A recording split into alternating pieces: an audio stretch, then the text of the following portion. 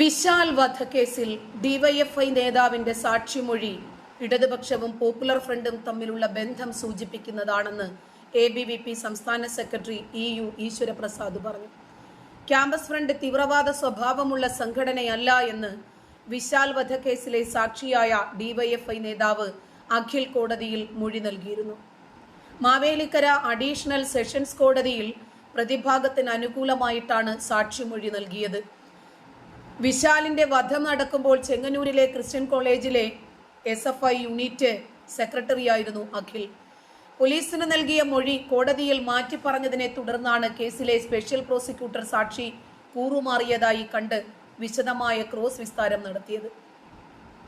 മഹാരാജാസ് കോളേജിൽ അഭിമന്യുവിനെ കൊലപ്പെടുത്തിയത് campus front പ്രവർത്തകരാണെന്ന് സമ്മതിച്ച സാക്ഷി, കണ്ണൂരിൽ സച്ചിനെ കൊലപ്പെടുത്തിയത് ക്യാമ്പസ് ഫ്രണ്ട് പ്രവർത്തകരല്ലേ എന്ന ചോദ്യത്തിന് അറിയില്ല എന്നാണ് മറുപടി പറഞ്ഞത്.